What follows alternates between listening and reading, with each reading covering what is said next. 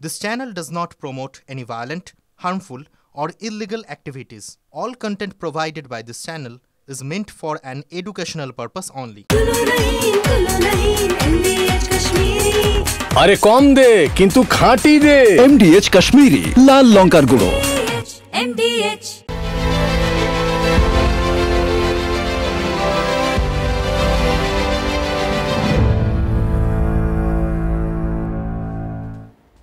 খেলার মাঠে আজ হাই ভোল্টেজ সানডে, জমজমাট রোববার।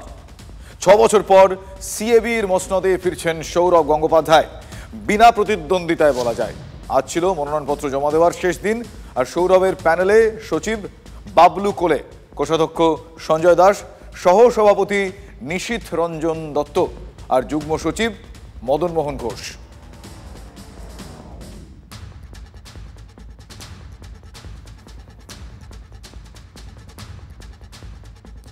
কিশোর ভারতীতে বদলা, ডোরান্ড সেমিফাইনালে হারের বদলা লিগে নিল ইস্ট বেঙ্গল। ডায়মন্ড হারবার এফসিকে 3-1 গোলে হারালো। জোড়া গোল জেসিন টিকের, আরেকটি গোল দেন ডেভিড।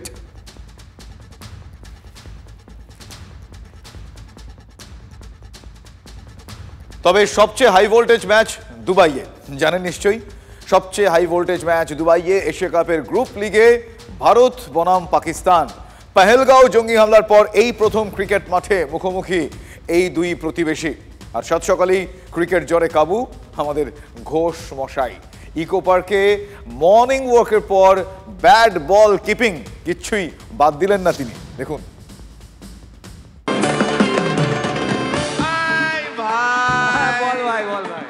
আরেক ঘোষ তো আছে, তাই নাকি?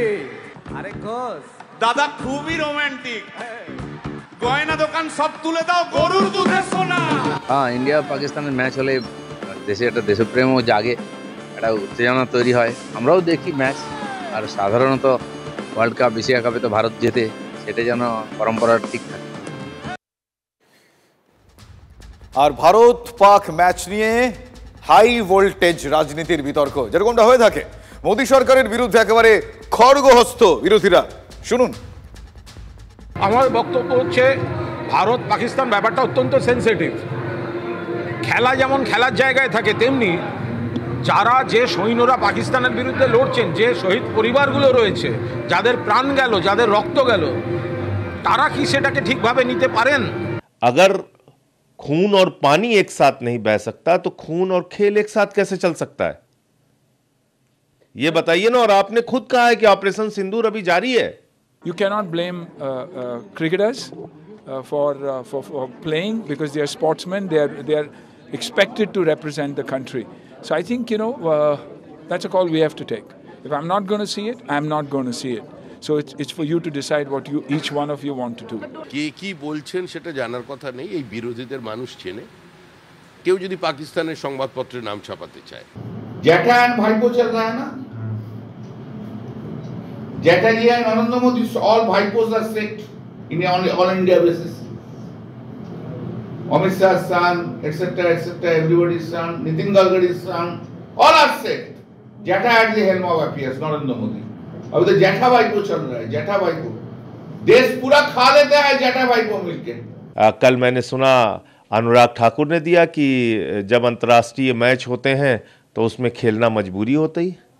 अंतर्राष्ट्रीय मैचों का आयोजन कराने की सबसे बड़ी जिम्मेदारी किसके ऊपर है? गृह मंत्री जी के बेटे आईसीसी के चेयरमैन हैं।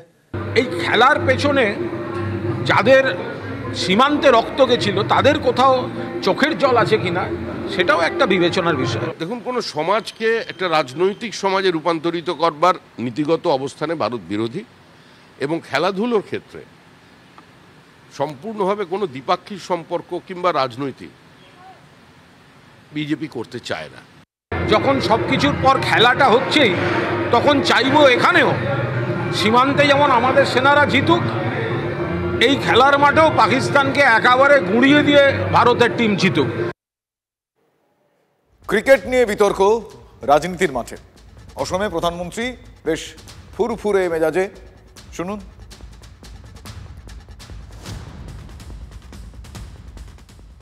দেখাবো আপনাদের সেই ছবি। অসমের দারাঙে বেশ কয়েকটি প্রকল্প উদ্বোধনের পর প্রধানমন্ত্রী একদম ফ্রন্ট ফুটে, আর টার্গেট সেক্ষেত্রে কংগ্রেস। আসলে অনুপ্রবেশ বিজেপির কাছে অসম আর বাংলার ভোটে গুরুত্বপূর্ণ ইস্যু হচ্ছে ইনফিলট্রেশন, মানে অনুপ্রবেশ। আর দুই রাজ্যেই সামনের বছর ভোট রয়েছে, যে কারণে এই ইনফিলট্রেশন ইস্যুটা অত্যন্ত গুরুত্বপূর্ণ। নেতা গরমাগরম ভাষণ দিলেও মন ভালো নেই আমাদের ঘোষ মহাশয়।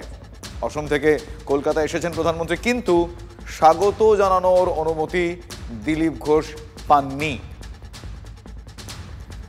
ফলে দুবাইতে যখন ভারত পাকিস্তান ম্যাচ শুরু হবে তার আগে কলকাতায় ইতিমধ্যেই এসে গিয়েছেন প্রধানমন্ত্রী নরেন্দ্র মোদী। অসম থেকে বাংলা দুই রাজ্যে বিধানসভা ভোট সামনের বছর রয়েছে, যেটা এর আগেও আপনাদের বললাম। বিমানবন্দর থেকে সোজা তিনি রাজভবনে পৌঁছে গিয়েছেন। আগামীকাল সকাল 9:30 বিজয় দুর্গে ফোর্ট উইলিয়াম পৌঁছবেন প্রধানমন্ত্রী। 3 দিনের সম্মিলিত কমান্ডার সম্মেলনের উদ্বোধন করবেন প্রধানমন্ত্রী। থাকবেন প্রতিরক্ষা মন্ত্রী রাজনাথ সিং, জাতীয় নিরাপত্তা উপদেষ্টা অজিত দোভাল, থাকবেন প্রতিরক্ষা প্রধান সিডিএস অনিল চৌহান, প্রতিরক্ষা প্রতিমন্ত্রী সঞ্জয় শেঠ, থাকবেন প্রতিরক্ষা সচিব রাজেশ কুমার সিং সহ 3 বাহিনীর শীর্ষ আধিকারিকরা। প্রধানমন্ত্রী আসতেই পারেন, গণতান্ত্রিক রাজ্য, তিনি আসতেই পারেন এবং সামরিক প্রতিরক্ষার যে অনুষ্ঠান বা কর্মসূচি তা নিয়ে একটা কথাও বলবো না ডিফেন্স নিয়ে। এবং আজকে তিনি যেটা আসছেন এটা কার্যকরী ভারত সরকারের প্রতিরক্ষা দপ্তরের একটি বৈঠক। এখানে আমাদের প্রতিরক্ষা মন্ত্রী শ্রী রাজনাথ সিং উপস্থিত থাকবেন। কিন্তু এটা ঘটনা যে প্রধানমন্ত্রী এই ভোট ব্যাপারটা এলে বাংলায় একটু ডেলি প্যাসেঞ্জারির চেষ্টা করেন। প্রধানমন্ত্রী মানুষের ছোট ছোট কথা, ছোট ছোট ব্যথা নিয়েও তার মন কি বাতে যেভাবে অংশগ্রহণ করেন, দেশের নিরাপত্তা, দেশের সীমান্তবর্তী জেলাগুলোর সুরক্ষা, সেখানের অত্যন্ত দ্রুত পরিবর্তনশীল কিছু জেলার জনসন্তুলন, সব বিষয়ই প্রধানমন্ত্রীর নজরদারিতে আছে। যে কোনো ছুতোয় প্রধানমন্ত্রীর এই বাংলায় ডেলি প্যাসেঞ্জারির ভাবটা দেখানো, এটা ওনার মধ্যে একটা রাজনীতি গন্ধ আসে, আবার রেজাল্টের পর খুঁজে পাওয়া যায় না, এবারও পাওয়া যাবে না। ওই যে বললাম অনুপ্রবেশ, বাংলাদেশে অনুপ্রবেশ, বিজেপি নেতারা উঠতে বসতে কথা বলেন যে অনুপ্রবেশকারীদের নিরাপদ রাস্তা এ বাংলা, ওই রুটটার কথা তারা বারবার দেখানোর চেষ্টা করে। এখান থেকে বাংলাদেশিরা সারা দেশে ছড়িয়ে পড়ে, যে কারণে ওই করিডোর বলা হয় এটাকে। তৃণমূল আবার দেখিয়ে দেয় যে বিজেপি শাসিত অসমকে, কখনো কখনো ত্রিপুরার দিকে তারা আঙুল তোলে। এবার কিন্তু আরেকটা খেলা, আসুন দেখি।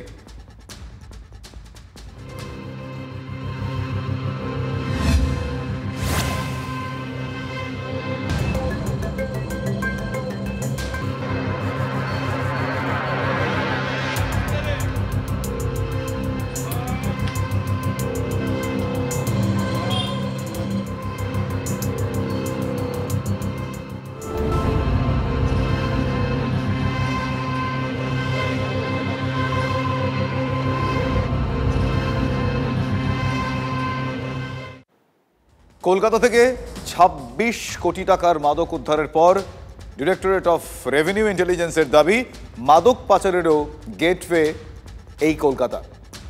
ব্যাংকক টু কলকাতা, ভাবুন একবার, ব্যাংকক থেকে কলকাতা হয়ে তারপর ছড়িয়ে যাচ্ছে গোটা দেশে। বুঝতে পারছেন?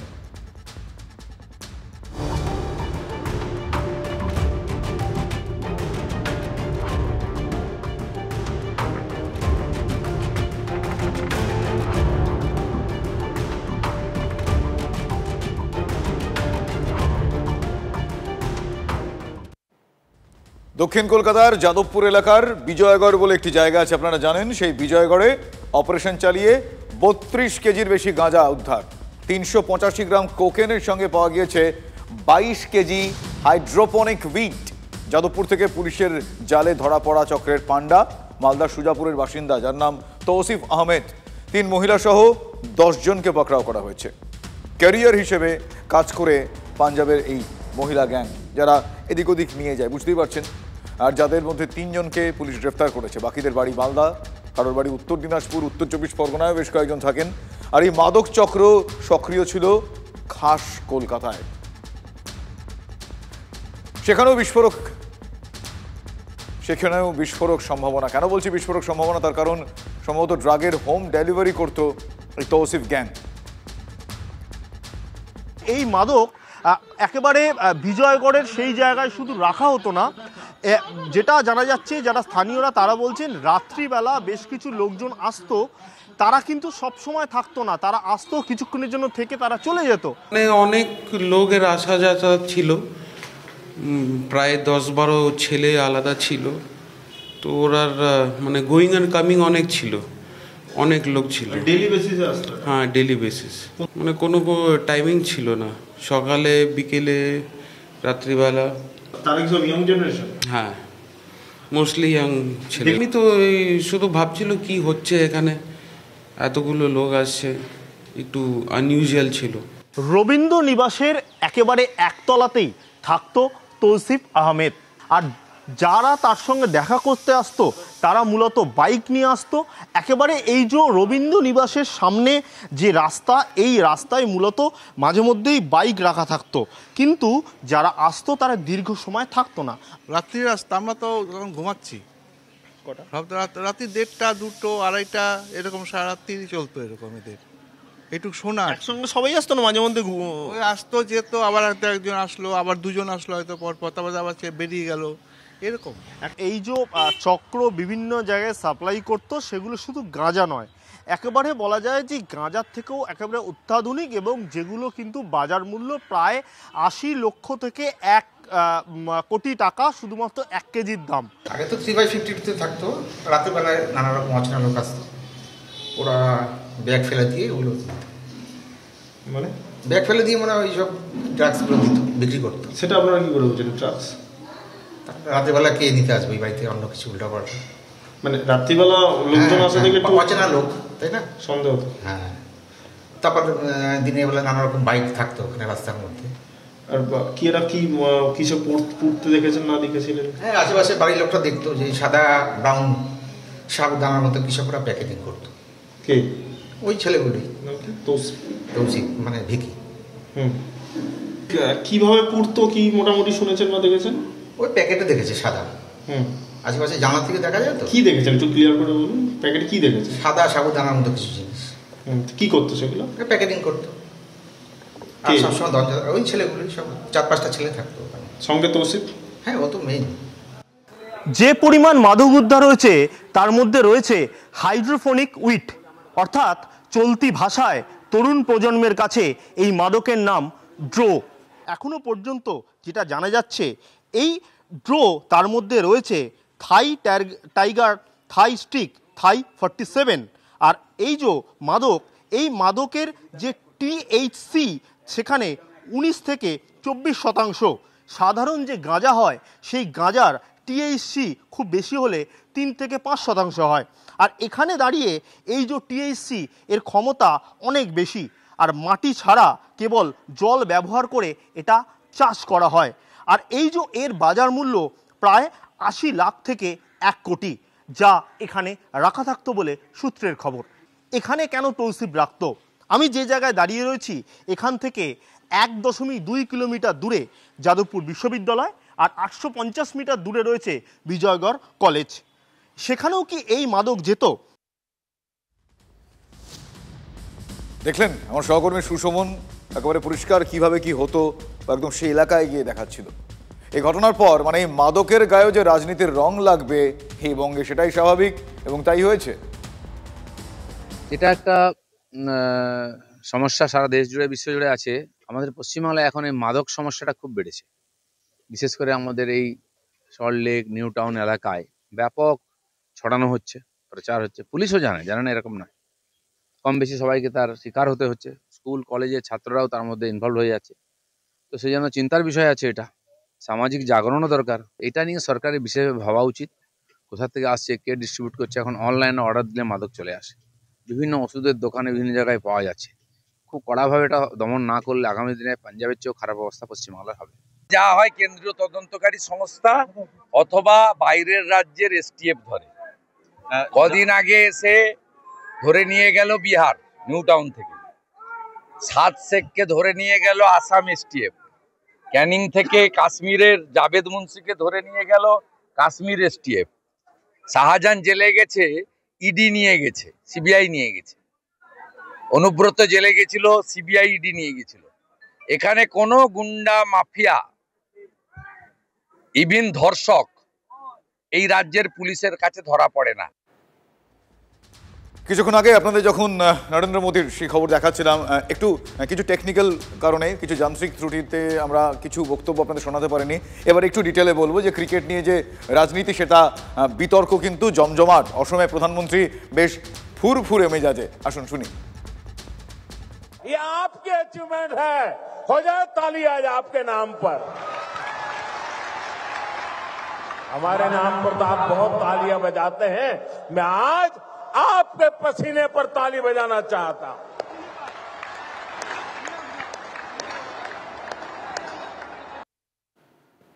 অসমের দারাঙে বেশ কয়েকটি প্রকল্প উদ্বোধনের পর প্রধানমন্ত্রী একেবারে ফ্রন্ট ফুটে টার্গেট করলেন কংগ্রেসকে। শুনুন। जब कांग्रेस सत्ता में थी तो पूरा देश आतंक से लहूलुहान होता था, कांग्रेस चुपचाप खड़ी रहती थी। आज हमारी सेना ऑपरेशन सिंदूर करती है, पाकिस्तान के कोने कोने में आतंक के आकाओं को उखाड़ फेंकती है, लेकिन कांग्रेस देश की सेना के बजाय पाकिस्तान की सेना के साथ खड़ी हो जाती है। पाकिस्तान का झूठ कांग्रेस का एजेंडा बन जाता है। इसलिए आपको कांग्रेस से हमेशा सतर्क रहना है। যেদিন থেকে পাকিস্তানের হাত থেকে বাংলাদেশ কেড়ে নিয়েছে ইন্দিরা গান্ধীর নেতৃত্বে ভারতবর্ষের সেনাবাহিনী, সেদিন থেকে পাকিস্তানের ভারতবর্ষের বিরুদ্ধে সরাসরি লড়াই করার ক্ষমতা হারিয়ে গেছিল। নরেন্দ্র মোদীর আমলে আবার পাকিস্তান চীনের মদতে সেই লড়াইয়ে আবার পাল্লায় পাল্লায় অংশগ্রহণ করে, যেখানে ভারতবর্ষ আক্রমণ করলেও পাকিস্তান সেভাবেই ভারতবর্ষকে পাল্টা জবাব দিতে পারলো। এই প্রথম পারলো। ইন্দিরা গান্ধী যার মাজা ভেঙে দিয়েছিল, সেই পাকিস্তানকে আবার খাড়া করে তুলছে আমাদের আরেক প্রতিপক্ষ প্রতিবেশী চীন। আর মোদীজি তাদের ঘরে গিয়ে তাদের সঙ্গে দোস্তি করতে চলে যাচ্ছে। চীনকে বলছে তোমরা ভারতবর্ষে যত খুশি বিনিয়োগ করো, যা খুশি তাই করো, আর কোনো বাধা থাকবে না। কংগ্রেসের দিকে আঙ্গুল না তুলে নরেন্দ্র মোদীর প্রধানমন্ত্রী উচিত তার নিজের দিকে আঙ্গুল তোলা। आज कांग्रेस देश विरोधियों की, घुसपैठियों की भी बहुत बड़ी रक्षक बन चुकी है। অনুপ্রবেশ, বিজেপির কাছে অসম আর বাংলার ভোটে এই অনুপ্রবেশ একটা অত্যন্ত গুরুত্বপূর্ণ ইস্যু। আর এই দুই রাজ্যে কিন্তু আগামী বছর ভোট রয়েছে। बीजेपी एनडीए सरकार बनने के बाद अब उन स्थितियों को बदला जा रहा है। हेमंता जी के नेतृत्व में असम में लाखों बीघा जमीन घुसपैठियों से मुक्त की जा चुकी है। घुसपैठियों के माध्यम से बॉर्डर के इलाकों में डेमोग्राफी बदलने की साजिशें चल रही है। ये राष्ट्रीय सुरक्षा के लिए बहुत बड़ा खतरा है। इसलिए अब देश में एक डेमोग्राफी मिशन शुरू किया जा रहा है। और मैं उन राजनेताओं को भी कहना चाहता हूं, आप जो चुनौती लेकर के मैदान में आए ना, बस सुना तान करके उस चुनौती को स्वीकार करता हूं। অনুপ্রবেশটা আটকাতে পারলে পেহেলগামে এতগুলো জঙ্গি হানায় মানুষের মৃত্যু হতো না। ওনার সরকার যে অপরাধ, প্রধানমন্ত্রী নিজেই সেটা স্বীকার করলেন। অনুপ্রবেশ রোখার দায়িত্ব এক এবং একমাত্র বিএসএফ এবং আমাদের যে স্বরাষ্ট্রমন্ত্রী অমিত শাহ তার দপ্তরে, সেখানে তারা ব্যর্থ। দ্বিতীয় কথা, অনুপ্রবেশের জন্য যদি জনবিন্যাস বদলায়, তাহলে ওনাদের কাছে চ্যালেঞ্জ করছি, কেন 2011 পরে পেন্ডিং সেন্সাস 2021 যেটা হওয়ার কথা ছিল সেটা করবার হিম্মত দেখালো না মোদী সরকার।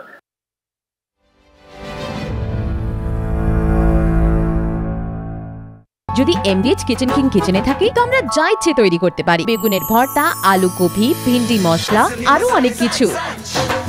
MDH